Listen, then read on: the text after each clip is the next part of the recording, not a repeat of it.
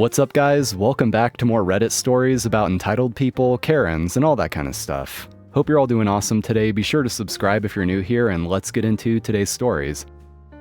Lady gets her iPad stolen and decides it should be everyone's problem. I work as an administrator in an elementary school. Last Monday morning, a very agitated coworker came asking for help. Apparently, someone broke into a mother's car and stole her iPad while she was dropping her kid off.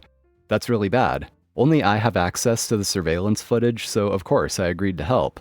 I only need to know which car it was and where it was parked. We both went out to look for the mom so I can ask her this. She was yelling at a group of teachers, demanding the camera footage and saying she knew the school was horrible and full of thieves. She was so upset she didn't want to talk to me and just left in a rage. I thought that was very understandable, to be honest. I went over to her kid's teacher to ask exactly how it happened, and then everything turned really awkward. The mom's car wasn't in our parking lot when it happened. She decided to leave it out on the street so she could, quote, save time. She left her car unlocked. The iPad in a bright pink case was on the passenger seat. She never activated the Find My feature. Because this wasn't in school grounds, there was no clear camera footage. The best I could find was her car in the distance with passing traffic blocking the view.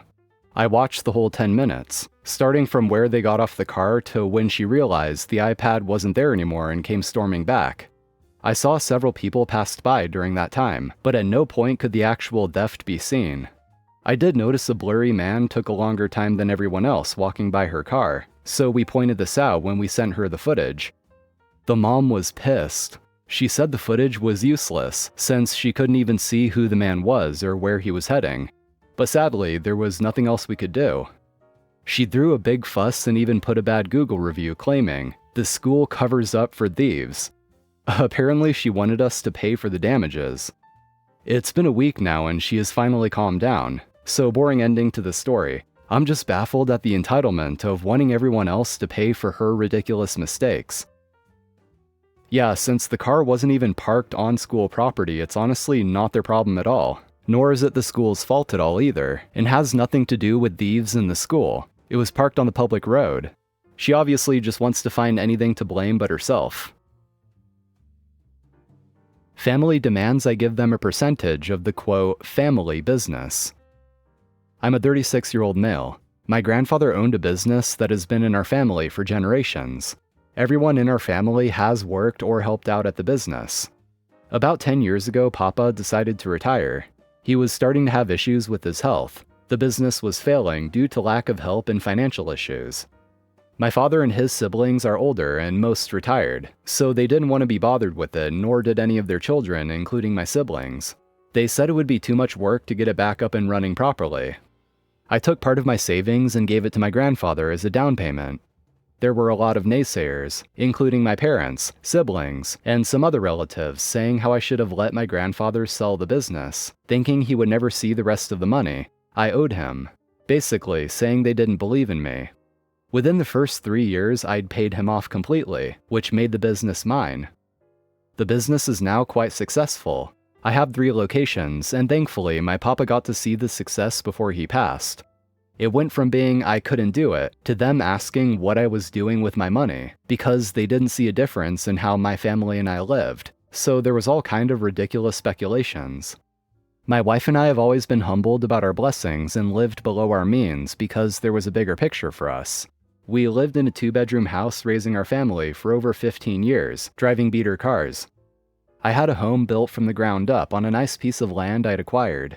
COVID hit and stalled everything. It was finished at the top of this year. For the 4th of July, I invited the family down to celebrate. A lot of my family hadn't seen the home in person, so once they did, the talk of how much I was making came up. Our home is now a 6-bedroom beauty with 4.5 baths that sits on over 60 acres of land and a private lake. I didn't entertain the conversation. My father brought up the suggestion of me giving a percentage to the family, siblings and cousins. I told him I was. My family, as in my kids. My siblings have nice careers, but they also have a lot of debt. I thought that would be the end of it, but it wasn't. Days ago, my mother mentions it again. I tell her that it wasn't up for discussion. She asked why I wouldn't want to share the success of my grandfather's business. I point out to her that while Papa may have started it, this was my business, fair and square, and it's my choice that it would never happen. Not liking my tone, she ran to my father and siblings, who have now been texting me crazy texts like I'm selfish, greedy, and that I don't care about our family. I've ignored it, but I'm wondering if I'm in the wrong here. The thing is, they still seem to be under the impression that it's a family business, as it was before when everyone was actually contributing to it and helping out. But obviously that's changed. No one wanted anything to do with it when it was failing. But now that OP became the sole owner of it and single-handedly made it successful again, of course now they want a cut. But now that it's OP's own business, asking for a cut of the income would really be no different than asking OP's siblings for a percentage of their salary as well. But it's obvious the family doesn't see it that way. Couple followed me to a second location to continue harassing me. I've been visiting family in my hometown in the rural mid-Atlantic, and yesterday borrowed my mom's car to visit a close friend and her family. I stopped at the store, which is located in a strip mall, to pick up a treat for the kids, and while I was driving through the parking lot, a woman, probably early 60s, was walking to her car. I slowed down and came to a complete stop about 3 or 4 feet from her to let her cross, and she stood in front of my vehicle to scream at the top of her lungs about how I had almost hit her, and this was a parking lot. I mouthed sorry to her just to de-escalate the situation, but she refused to move and continued screaming at me. I drove around her and went to park the car to enter the grocery store. I took maybe 5 steps from my car and noticed she was storming over towards me, fuming. I immediately got back in my car and drove away about 5 minutes down the road to a different store in order to not have to engage with her.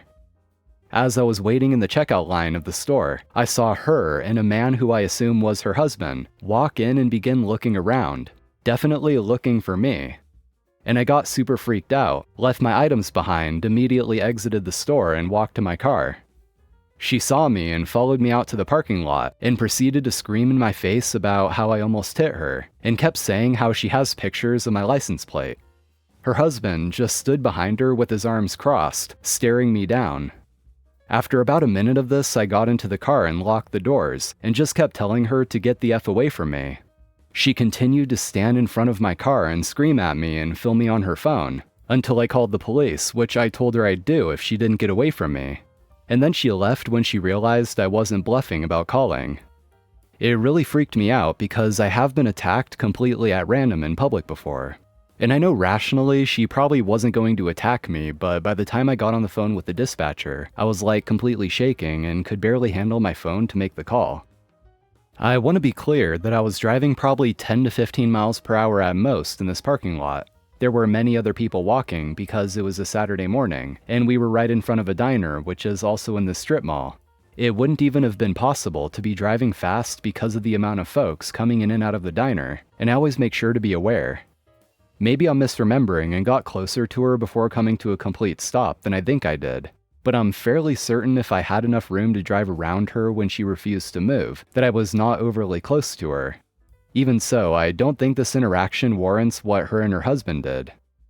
Oh, I also want to mention that her and this man followed me in 2 separate vehicles and did not purchase anything from the store they followed me to.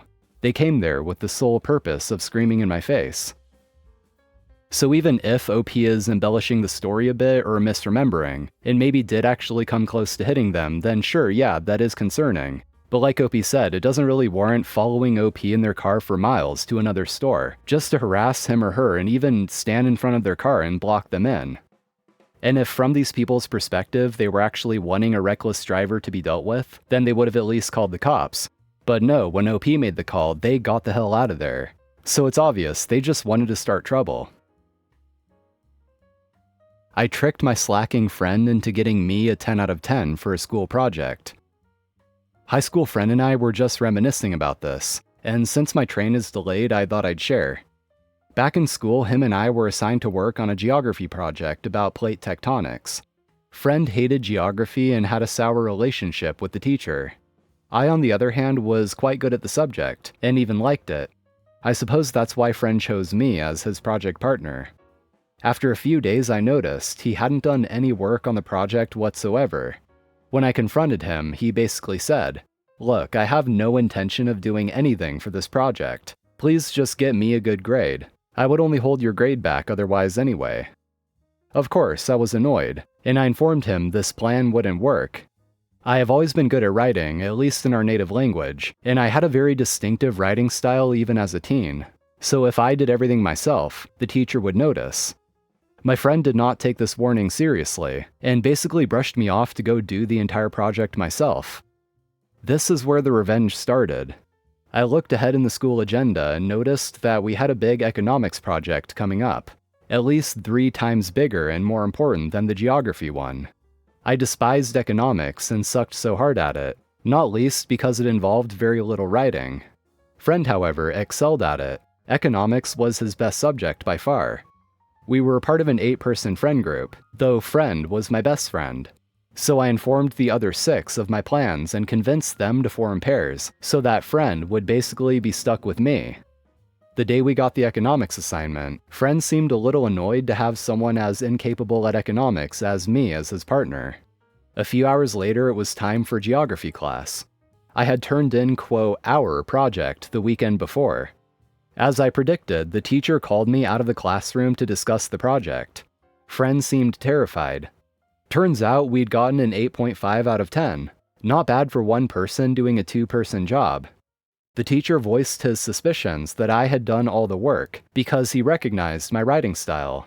He gave me the opportunity to rat friend out and leave him with a 1 out of 10. I looked my teacher dead in the eyes and said, "You've got it all wrong, sir. Friend was a huge help throughout the entire thing. We just agreed that I would put everything on paper to keep the writing consistent. You know I can be a bit of a control freak when it comes to language." The teacher then called friend over and asked him if what I said was true. Friend seemed both surprised and remorseful, but he backed up my story, and so we both got the high grade. After class, friend literally hugged me and thanked me profusely for being such an awesome friend. I wasn't mad anymore, but I wasn't about to let him get away with it either. So I said to him, "Easy there, bro. You royally screwed me over with this. The least you could do to repay me is to make sure we both get at least an 8.5 out of 10 on the economics project. Because just in case you hadn't picked up on it yet, I have zero intention of doing anything for that assignment. I'll leave it in your capable hands. I would only hold you back anyway." Friend looked at me for a second, and then started laughing. He apologized for his behavior and did the entire economics project, which was so much more work, while I just sat at home living my best teen life. And he delivered. He got us a perfect 10 out of 10, which actually elevated my score to a passing grade. There's not really a villain in the story if you ask me, but some lessons were learned either way. We had a great friendship, and I'm glad we have situations like these to laugh about now. Anyway guys, that's going to be all for today. Thank you for watching, I appreciate it. And if you enjoyed, be sure to hit that like button and subscribe to the channel if you haven't already for more Reddit stories. So take care, and I'll see you next time.